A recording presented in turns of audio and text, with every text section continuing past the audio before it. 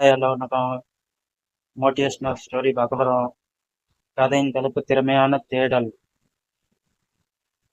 ஒரு பெரிய காட்டில் ஒரு விசித்திரமான போட்டி நடந்தது. சிங்கம் ராஜா காட்டின் மிக சிறந்த விலங்குக்கு மகுடம் சூட்டுவதாக அறிவித்தது. போட்டி என்ன தெரியுமா? ஒரு பெரிய மரத்தின் உச்சிக்கு முதலில் ஏறி செல்ல வேண்டும். போட்டியில் குரங்கு, மான், யானை, ஆந்தை மற்றும் ஒரு குட்டி மீன் ஆகியவை கலந்து கொண்டன. குரங்கு மிக எளிதாக சில நொடிகளில் மரத்தின் உச்சிக்கு சென்று முதலிடம் பிடித்தது. எல்லோரும் கைத்தட்டினர். மான் வேகமாக ஓடி வந்தது, ஆனால் மரத்தில் ஏற முடியாமல் கீழே விழுந்தது. யானை தன் தும்பிக்கையால் மரத்தை பிடித்து ஏறி பார்த்தது, ஆனால் மரம் தாங்காமல் கீழே சரிந்தது.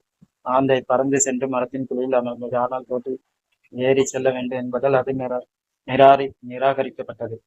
கடைசியா குட்டி மின்முறை வந்தது. நதிக்கரையில் இருந்து அந்த மரத்தின் வேர் வரை தண்ணீரால் வர முடிந்தது. ஆனால் தண்ணீரை கடந்து மரத்தின் மீது ஒரு அடி கூட அதனால் ஏற முடியவில்லை. கரையில் விழுந்து துடி துடித்தது. காட்டில் இருந்த மற்ற விலங்குகள் அதை பார்த்து சிரித்தன.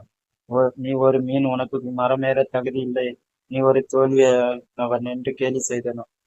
மீன் அழுது கொண்டே தன் குலத்திற்கு திரும்பியது. நான் எதற்கும் லாய்க்கற்றவன் என்று நினைத்து மனமுடைந்து போனது. அடுத்த வாரம் சிங்கராஜா அடுத்த போட்டியை அறிவித்தார். இந்த முறை போட்டி காட்டின் நடுவே இந்த ஒரு பெரிய வேகமான நதியை கடக்க வேண்டும். இப்போது குரங்கு, மான், யானை அனைத்தும் நதிக்கரையில் நின்றன. நதியின் வேகத்தை பார்த்த குரங்கும் மானும் பயந்து பின்வாங்கின. யானை ஆற்றில் இறங்கியது, ஆனால் நீரோட்டம் வேகமாக அடித்து செல்லப்பட்டு கஷ்டப்பட்டு கரை திரும்பியது. அப்போது அந்த சின்னந்திரு மீன் தண்ணீருக்குள் வந்தது.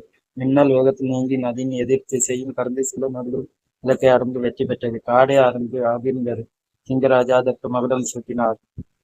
அப்போது சிங்கராஜா மற்ற விலங்குகளை பார்த்து ஒரு முக்கியமான உண்மையை கூறினார். ஒரு மீனின் திறமை அது மரத்தில் ஏறும் வேகத்தை வைத்து எடை போட்டால் அது தன் வாழ்நாள் முழுவதும் தன்னை ஒரு முட்டாள் என்று நினைத்துக் கொண்டே வாழும். ஒவ்வொருவருக்கும் ஒரு தனி திறமை உண்டு. இத்துடன் முடித்துக் கொள்கிறோம். நன்றி, வணக்கம்.